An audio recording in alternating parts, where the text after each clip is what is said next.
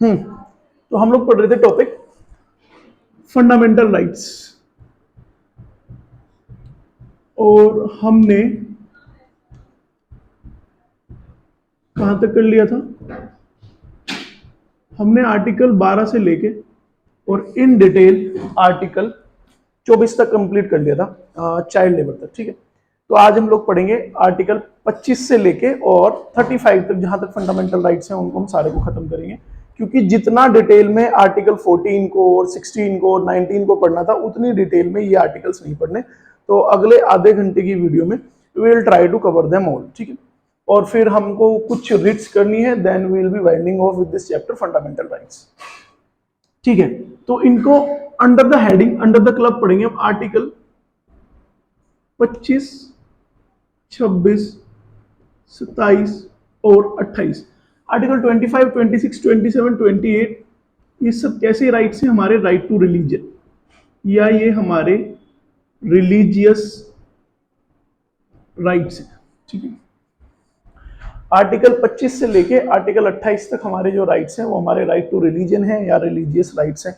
इनको इन्हीं के अंडर याद रखना, under the heading religious rights. ठीक है, अब इसको एक एक करके हम थोड़ा सा डिटेल में पढ़ने की कोशिश करते हैं। आर्टिकल 25, आर्टिकल 25 क्या बोलता है? इसमें याद रखना 3P है, हमारे अधिकार के अंडर 3P है। ठीक है, एक P से प्रोफेस, 3P ये हमने मॉडर्न इंडियन हिस्ट्री में मॉडरेट्स और एक्सट्रीमिस्ट जो थे उनमें भी पढ़े थे। ठीक है, वो 3P अलग है, ये 3P अलग है। एक P से प्रोफेस, एक P से प्रैक्टिस और एक P से प्रोपगेशन। ठीक है, आर्टिकल 25 के अंडर हमें अधिकार है राइट टू प्रोफेस, यानी आप जिस भी समुदाय से, जिस भी धर्म से, जिस भी कौम से हो, उस धर्म को आप खुला पब्लिकली या प्राइवेटली बोल सकते हो कि हाँ भाई मैं इस धर्म से हूँ। ठीक है, जैसे मैं हिंदू हूं तो मैं इसको बिल्कुल खुला प्राइवेटली पब्लिकली बोल सकता हूँ कि यस आई एम हिंदू और मुझे हिंदू होने पे गर्व है। ठीक है, वो जो कुछ गाड़ियों के पीछे या कुछ शॉप्स में भी लिखा रहता है हम हिंदू हैं और हमें हिंदू होने पे गर्व है, वो भी हमारे इस आर्टिकल के अंडर हमको ये राइट दिया जाता है, राइट टू प्रोफेस, कि यू कैन, आप जिस भी कौम से हो, आप जिस भी रिलीजन से हो, उसको आप खुला पब्लिकली और प्राइवेटली बोल सकते हो। फिर प्रैक्टिस, आप जिस धर्म से हो उस धर्म की प्रैक्टिस करना, यानी उस धर्म की पूजा करना, रिचुअल्स या फिर डॉक्ट्रिन्स जो भी कुछ है वो भी आप प्रैक्टिस कर सकते हो प्राइवेटली और पब्लिकली। भाई मेरा मन है कि मैं घर में पूजा करना चाहता हूँ, घर में पूजा कर सकता हूँ। मेरा मन है मैं पब्लिकली मंदिर में जाके पूजा करना चाहता हूँ, that is also my right, मैं वो भी कर सकता हूँ। ठीक है, तो ये हमारा आएगा अंडर आर्टिकल 25 के राइट टू प्रैक्टिस प्रोपोगेशन। इसका मतलब बेटा प्रचार, मैं अपने धर्म का प्रचार भी कर सकता हूं, मैं अपने धर्म की अच्छाइयां गिनवा सकता हूं, क्या गिनवा सकता हूं कि भाई हिंदू धर्म है और हिंदू धर्म में ये चीजें होती हैं, तो मैं अपने धर्म की अच्छी बातें बता सकता हूं। लेकिन इसमें याद रहे, अच्छी बातें बताई जा सकती हैं, लेकिन right to convert is not allowed. Right to convert allowed नहीं है।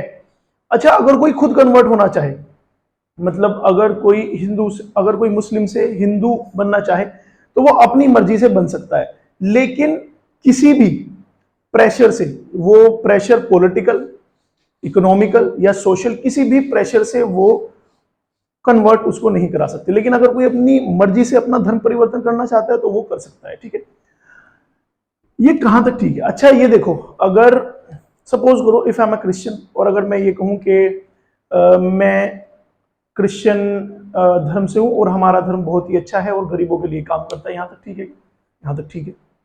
फिर अगर मैं ये कहूं कि हमारा धर्म गरीबों के लिए बहुत काम करता है और पॉवर्टी एलिवेशन के लिए हम लोगों ने बहुत काम किया, यहां तक भी ठीक है। मदर टेरेसा ने पूरी लाइफ पॉवर्टी एलिवेशन के लिए काम किया, गरीब बच्चों के लिए काम किया, उनकी एजुकेशन के लिए काम किया। ठीक है, उसके लिए उनको पीस प्राइज मिला, तो हमारा धर्म इतना अच्छा है, यहां तक भी ठीक है। ठीक है, लेकिन अगर मैं ये कहूं कि मैं क्रिश्चियन हूं और मैं तुम्हें 50,000 दूंगा, तुम भी क्रिश्चियन बन जाओ, ये गलत है। ठीक है, क्योंकि यहाँ पे हम लालच दे रहे हैं किस चीज का? पैसों का। ठीक है, वैसे जैसे सी थारी शक्ल है तुम 15,000 में मान जाओगे। ठीक है, बट धर्म के साथ ही खिलवाड़ नहीं करनी। राइट टू कन्वर्ट बेटा अलाउड नहीं है। ठीक है, आर्टिकल 25 समझ में आया? आर्टिकल 25 के अंदर हमारे पास राइट टू प्रोफेस, प्रैक्टिस और प्रोपोगेशन, ये तीनों चीजें ही हमारे पास आर्टिकल 25 के अंदर आती हैं। ठीक है, आर्टिकल 25 के अंदर ही ये भी आता है कि जो सिख रिलीजन में जो किरपांस होते हैं, kirpans to be included in Sikh religion. ठीक है, किरपांस वो जो जब पग बांधते हैं तो वो हेयर सेट करने के लिए या उसके सेट एक उसमें आता है, या फिर एक छोटी सी जो नाइफ होती है उसको भी सरदार जो होते हैं वो उनको कैरी करते हैं। आर्टिकल 25 ने कहा कि ये भी इनको अलाउड है और इसके लिए किसी को कोई भी आपत्ति नहीं होनी चाहिए, ये भी इसमें अलाउड है। एक चीज तो इन्होंने बोली किरपांस के लिए, और दूसरा इन्होंने बोला कि हिंदू में ही इंक्लूडेड है। ठीक है, सिख रिलीजन, जैन और बुद्धिस्ट। ठीक है, सिख, जैन और बुद्धिस्ट, ये सब किसमें इंक्लूडेड है? It is under Hindus. ये दो बातें भी किसने कही? आर्टिकल 25 ने कही। ठीक है, आर्टिकल 25 इतना ही है। ठीक है, फिर वो के क्या नाम, इसमें कोई एक्सेप्शंस हैं क्या कि भाई ये सब तो ठीक है, लेकिन हाँ बस वो ये कि morality ground, security of state, sovereignty of state, ये सब खराब नहीं होने चाहिए। ठीक, अब अगर हम बात करें आर्टिकल 26 की, आर्टिकल 25 और 26 को इस तरह से याद रखना। आर्टिकल 25 बात करता है राइट्स ऑफ इंडिविजुअल। इसको अगर बिल्कुल लेम भाषा में तुमको समझना हो तो इसको इस तरह समझना, 25 और 26 के बीच का डिफरेंस क्या है कि आर्टिकल 25 है राइट ऑफ इंडिविजुअल और ये 26 है कलेक्टिव राइट। भाई ऐसे समझो इसको कि अगर आर्टिकल 25 अगर बात करेगा एक हिंदू के राइट की तो 26 बात करेगा हिंदुओं के राइट की। आर्टिकल 25 अगर बात करेगा एक मुस्लिम के राइट की तो 26 बात करेगा मुस्लिमों के राइट की। ठीक है, जैसे कि ये सीडीएस की क्लास है तो इसमें अगर सिर्फ एक बच्चे के राइट की बात हो तो वो इंडिविजुअल है। ठीक है, इंडिविजुअल राइट। लेकिन अगर पूरी सीडीएस की क्लास के राइट्स की बात हो तो दैट इज कलेक्टिव राइट। ठीक है, तो that is a major difference between article 25 and article 26। ये इंडिविजुअल राइट है और ये कलेक्टिव राइट है। इसी को टू मैनेज रिलीजियस अफेयर्स 26 के अंदर ही आता है, फ्रीडम टू मैनेज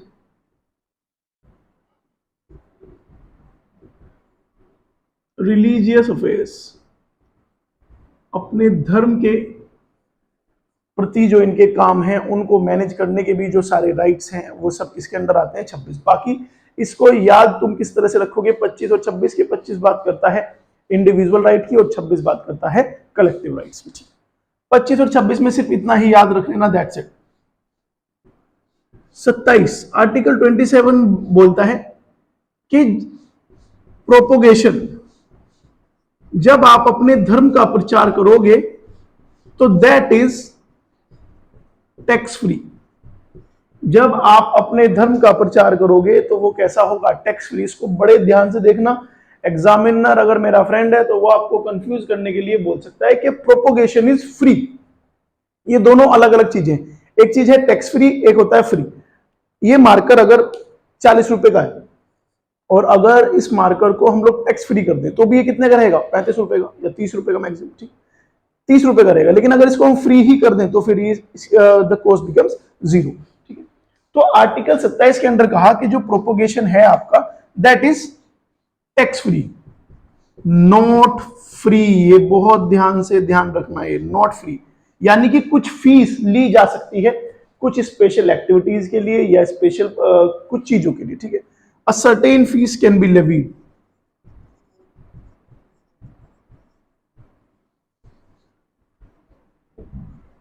ठीक है, that is your article 27। Freedom from attending religious instructions, ये है आपका article 28।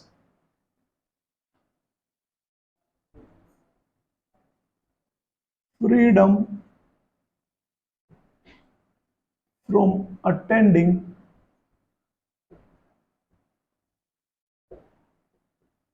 Religious instruction wholly maintained out of state funds. ठीक है, इसको भी बताऊंगा। ये देखो, आपको आजादी है कि अगर आप किसी इंस्टीट्यूशन में, ये इंस्टीट्यूशन जो है रिलीजियस इंस्ट्रक्शन कहां पे, किसी भी इंस्टीट्यूशन में या शिक्षा के किसी भी स्कूल में या कॉलेज में, ठीक है। लेकिन ये इंस्टीट्यूशन कैसा होना चाहिए? पब्लिक। प्राइवेट में ये चीजें चल सकती हैं, ठीक है। इन्होंने कहा कि अगर आर्टिकल 28 के अंदर आपको इसको अगर और आसान भाषा में समझना हो तो इसको हम ऐसे बोल सकते हैं कि राइट टू लीव, हमें राइट टू लीव है, यानी छोड़ के जाने का अधिकार है। अगर आप किसी स्कूल में जाते हो, किसी कॉलेज में जाते हो और वहां पे पढ़ाई के अलावा सारी चीजें हो रही हैं, पढ़ाई के अलावा तुम्हारा अगर ट्यूटर आ रहा है, मेंटर आ रहा है और वो सिर्फ आके तुम्हें रिलीजियस इंस्ट्रक्शन दे रहा है, अपने सिर्फ धर्म की बातें कर रहा है, तो ऐसे इंस्टीट्यूशन को you have right to leave, कि भाई सुनो, हम यहाँ पे पढ़ने के लिए आए हैं, ये सब चीजें हमें नहीं सुननी, तो you have right to leave that institution, ठीक। लेकिन वो इंस्टीट्यूट कैसा होना चाहिए? पब्लिक। अब इसी के अंदर आर्टिकल 28 के अंदर ही 4 तरह के इंस्टीट्यूशन बताए गए हैं। कितने तरह के? 4 तरह के। एक जो पूरी तरह से मेंटेन्ड हो, किसके? स्टेट फंड्स के, यानी पूरी तरह से वो पब्लिक है, सरकारी है, उसमें जो भी पैसा लगा हुआ है या उसकी जो भी फंक्शनिंग का पैसा आता है वो कहां से आता है? सरकार से। एक जो सरकार ने स्टैब्लिश तो किया है लेकिन उसको चला रहे हैं प्राइवेट इंस्टीट्यूशन। फिर एक ये आते हैं कि जो पूरा ही प्राइवेट इंस्टीट्यूशन का है, या फिर जो सिर्फ गवर्नमेंट से रिकॉग्नाइज्ड है लेकिन चला रहे उसको प्राइवेट है, ठीक है। तो ऐसे ऐसे तरह के जो इंस्टीट्यूशंस हैं वो इसमें कितने हैं? 4 तरह के इंस्टीट्यूशंस हैं, ठीक है। लेकिन जो ये वाली बात होती है कि पूरी तरह से जो कंप्लीट बैन है रिलीजियस इंस्ट्रक्शंस में, वो किसमें है? फर्स्ट वाले में। ये जो थर्ड और फोर्थ है कि जिसमें प्राइवेट का अपना पैसा लगा हुआ है, उसमें वो ऐसे इंस्ट्रक्शंस दे सकते हैं, ठीक है। So that is your article 25, 26, 27, 28। 25 में 3P, 26 how it is different from then that of 25 के इंडिविजुअल और कलेक्टिव, 27 इज टैक्स फ्री और 28 इज राइट टू लीव, ठीक है। इसको आप बहुत ही आसान भाषा में याद रख सकते हैं। 25, 26, 27, 28 हो गया। Now we will jump to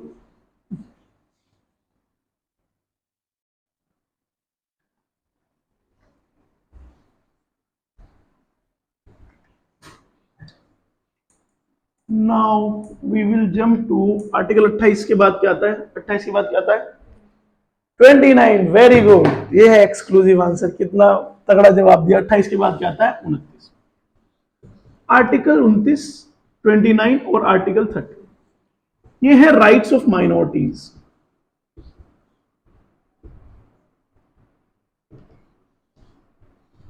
या फिर इसको हम हेडिंग के अंदर पढ़ते हैं, कल्चरल एंड एजुकेशनल राइट्स, ठीक है। Cultural and educational rights. Article 29 को देखेंगे। आर्टिकल 29 क्या बोलता है कि अगर आपके पास कोई लैंग्वेज, आपकी माइनॉरिटी समझते हो, अल्पसंख्यक, जो संख्या में कम हो, ठीक है। जैसे यहां पे मुस्लिम क्या है? माइनॉरिटीज, लेकिन पाकिस्तान में क्या है? मेजोरिटी, ठीक है। तो कौम के हिसाब से नहीं होता ये, मतलब पॉपुलेशन के हिसाब से होता है। लैंग्वेज, स्क्रिप्ट और कल्चर। अगर आपकी लैंग्वेज, स्क्रिप्ट और कल्चर है तो आपके पास अधिकार है उसको क्या करने का? प्रिजर्व एंड प्रोटेक्ट करने का। आप उसको प्रिजर्व भी कर सकते हो और उसको आप प्रोटेक्ट भी कर सकते हो, ठीक है। अच्छा, 29 जो आर्टिकल है उसमें जो ये माइनॉरिटीज बताई, ये माइनॉरिटीज भी इन्होंने डिफाइन करी कि ये भी 2 तरह की गई है। लिंग्विस्टिक माइनॉरिटीज और कल्चरल, ठीक है। कल्चरल तो आप लोग जानते ही हो। लिंग्विस्टिक यानी भाषा के आधार पे, ऐसी भाषाएं जो बहुत कम बोली जाती हैं या रेयर है, ऐसी को भी आप प्रिजर्व कर सकते हो। अच्छा, माइनॉरिटी हो रहा है तो माइनॉरिटी से याद आया बेटा, कुछ वर्ड ऐसे होते हैं जो डिफाइंड ही नहीं है कॉन्स्टिट्यूशन में। तो पढ़ाते पढ़ाते जब वो वर्ड आते हैं तो उनको लिख लिया करो कि it is not defined in our constitution. जैसे कि minorities is not defined in our constitution. Minority होता क्या है ये डिफाइन ही नहीं किया गया है आर्टिकल 29। अच्छा, लैंग्वेज में फिर इन्होंने स्पेसिफाई करके बताया कि अगर किसी की लैंग्वेज, कल्चर और स्क्रिप्ट है तो सिर्फ माइनॉरिटी ही नहीं, माइनॉरिटी भी प्रोटेक्ट कर सकती है और उसको मेजोरिटी भी प्रोटेक्ट कर सकती है।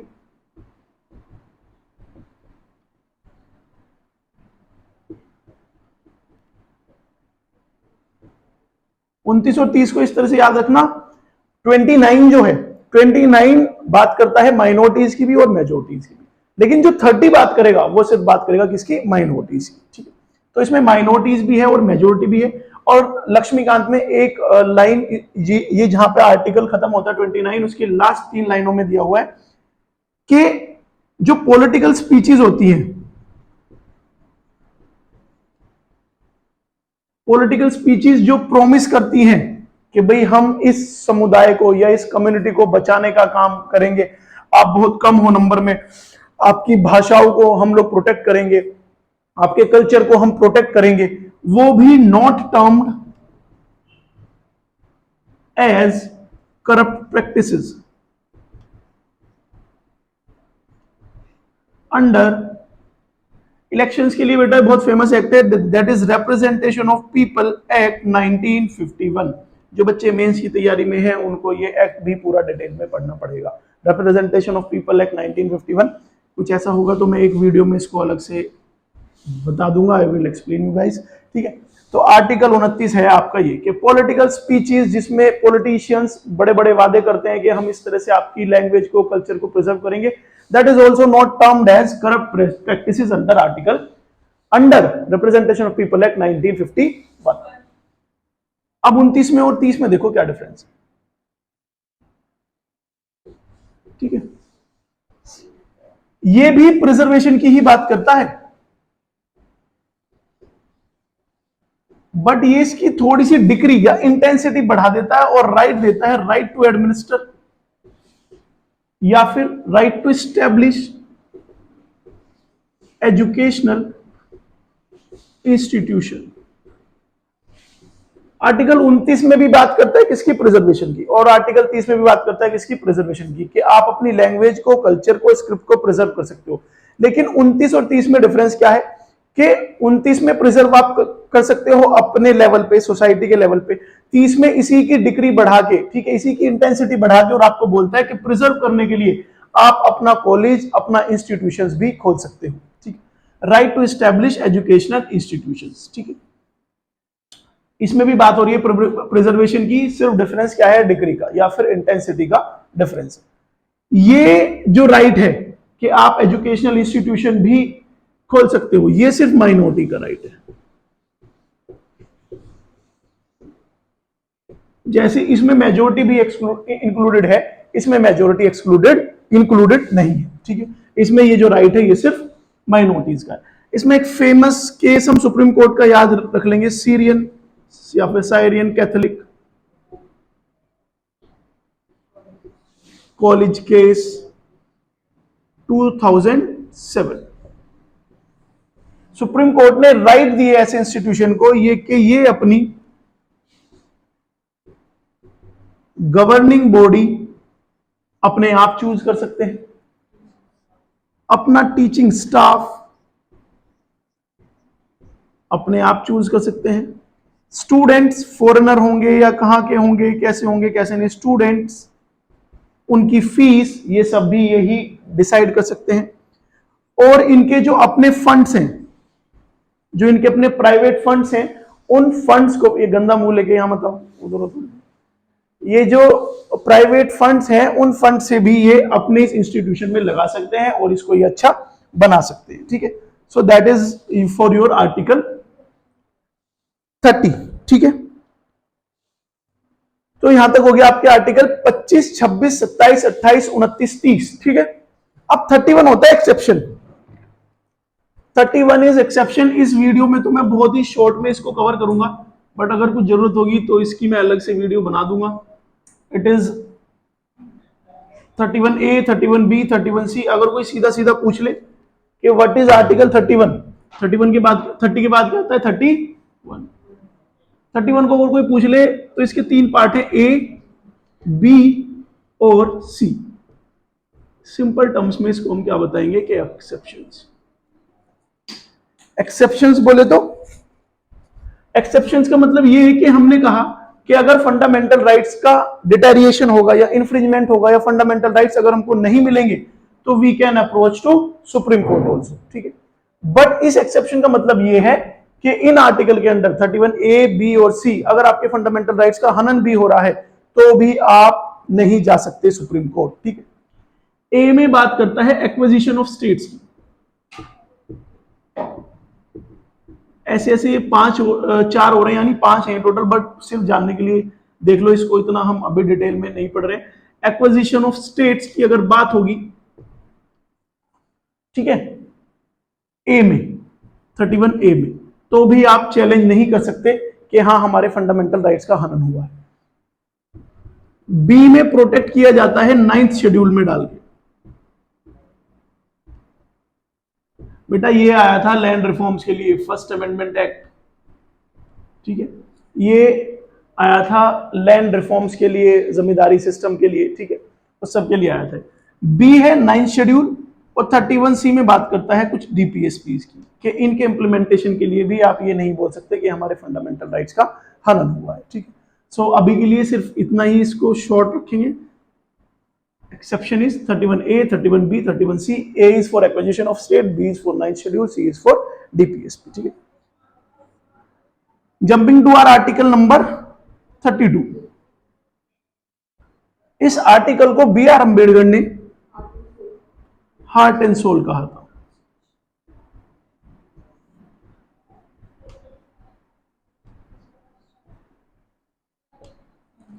हार्ट एंड सोल क्यों कहा था?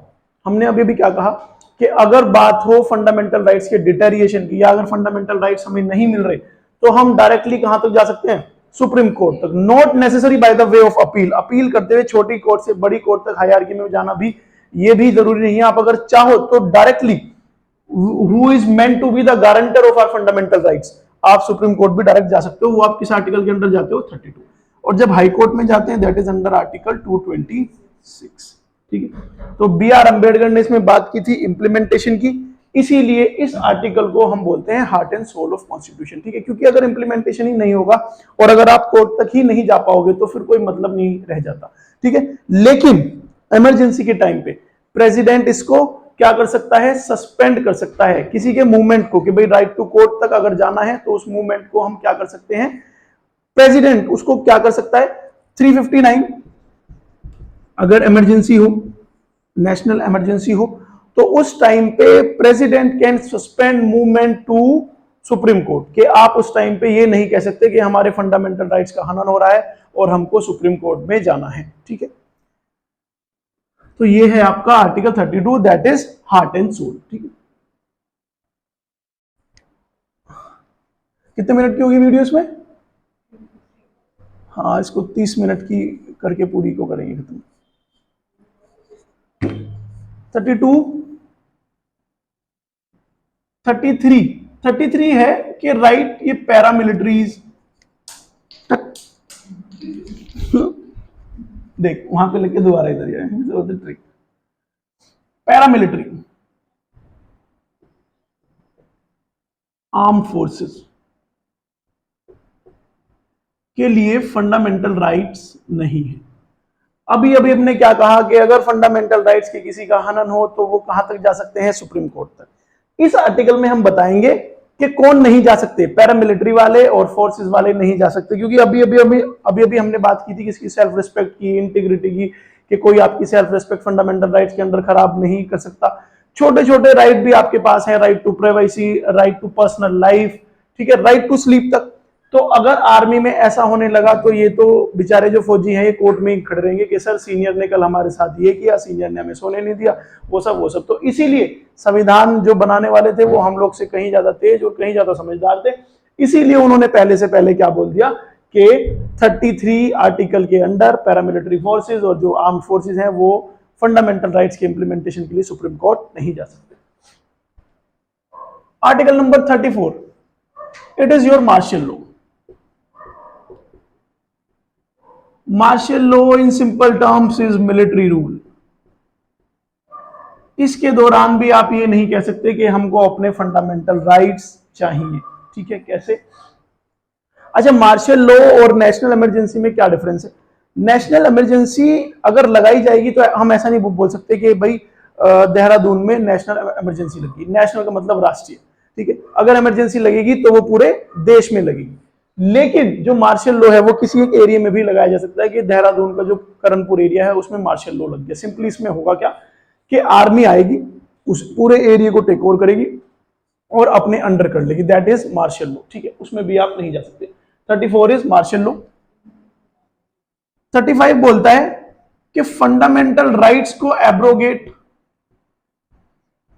या ऑल्टर या इनमें अगर कोई भी सुधार करना हो, फंडामेंटल राइट्स में अगर कोई भी सुधार करना हो या इसमें कुछ भी दिक्कत हो, कुछ भी इसमें थोड़ी बहुत कमी हो, उसको ठीक करना हो, तो उसको स्टेट लेजिस्लेचर नहीं कर सकता। स्टेट लेजिस्लेचर के पास पावर नहीं है कि वो उसको ठीक कर दे। क्या लगेगा? पार्लियामेंट, ठीक है। अच्छा, एक एग्जाम है कि ये भी है, अगर यूपीएससी में या सीएपीएफ में या किसी भी चीज में अगर आपसे ये पूछ ले कि क्या पार्लियामेंट ये चीज कर सकता है, तो एमली ऑलमोस्ट एवरीथिंग, हमारा जो पार्लियामेंट है वो लगभग लगभग सारी चीजें कर सकता है इस देश में, ठीक है। तो अगर पार्लियामेंट कैन की बात है तो वो आप कर सकते हो कि क्या ये सुप्रीम कोर्ट की पावर बढ़ा सकता है? बढ़ा सकता है। प्रेसिडेंट की पावर उस तरह से बढ़ा सकता है क्या? बढ़ा सकता है, ठीक है। फंडामेंटल राइट्स के इंप्लीमेंटेशन के लिए किसी और कोर्ट को बोल सकता है क्या? बोल सकता है, ठीक है। तो वो सब चीजें हैं कि हाँ, फंडामेंटल राइट तो पार्लियामेंट तो इसमें सब कुछ ही कर सकता है।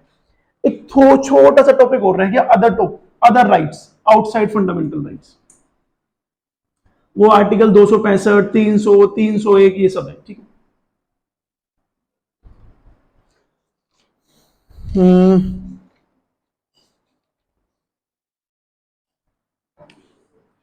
राइट्स आउटसाइड, ये छोटी सी हेडिंग के अंदर है, राइट्स आउटसाइड पार्ट 3। भाई इसके अलावा भी तो राइट्स होंगे, इसके अलावा जो राइट्स हैं वो कहां है? एक राइट है आपका कि जो टैक्स है उस टैक्स को जो कलेक्ट कर सकता है वो सिर्फ कौन कर सकता है? Certified authority. यानी जो सरकार है सिर्फ वो टैक्स इकट्ठा कर सकती है, या जो ऑफिशियल्स हैं जिनको पावर दी गई है सिर्फ वो टैक्स इकट्ठा कर सकते हैं। उनके अलावा ऐसे नहीं है कि कल को कोई भी उठ के आएगा या कोई ग्रुप अपना बनाएगा और वो लोगों से टैक्स लेने लगेगा, ठीक है। जो टैक्स कलेक्शन का काम है वो सिर्फ अथॉरिटी या फिर सिंपल टर्म्स में अगर मैं कहूं सरकार की मर्जी से होगा। It is under article 265। एक जो फंडामेंटल राइट था, राइट टू प्रॉपर्टी, इसको डिलीट किया गया था बाय 44th अमेंडमेंट एक्ट और इसको अब क्या बना दिया गया था?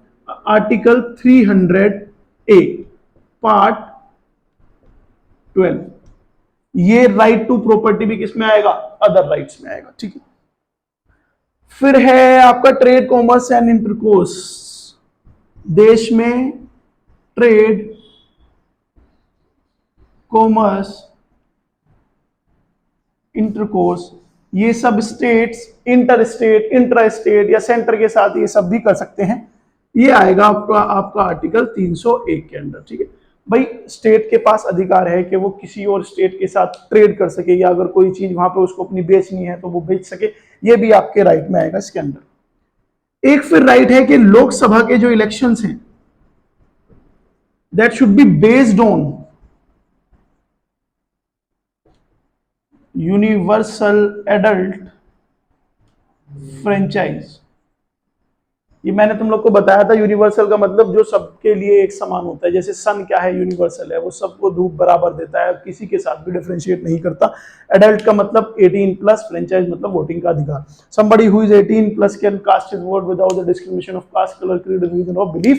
ये बोलता है हमारा ये आर्टिकल, ठीक है। It is under article 326। ये आता है हमारा under article 326। So that is it for your fundamental rights. ये सारी वीडियो देखने के बाद it is my personal guarantee कि अगर आप कोई भी क्वेश्चन फंडामेंटल राइट से लगाओगे तो वो लगेगा, प्रोवाइडेड अगर आप एक रीडिंग एम लक्ष्मीकांत की अब इसको पढ़ने के बाद करते हो तो वो सारी चीजें आपको समझ में आएंगी। इसका सिर्फ एक पार्ट और रह गया और दैट इज रिट्स। रिट्स बहुत इंपॉर्टेंट है। एक क्वेश्चन फंस जाता है, अगर पेपर टफ आता है तो उसमें मैच द कॉलम में आ जाता है, ठीक है। तो एक 20-25 मिनट की वीडियो जिसमें हम रिट्स को कवर करेंगे और इस तरह से करेंगे कि कोई भी रिट का क्वेश्चन कैसे भी गलत नहीं होगा, ठीक है। तो इसका आधे घंटे लास्ट पार्ट हो रहेगा। That is it. This is me Himanshu Som signing off. तड़ा।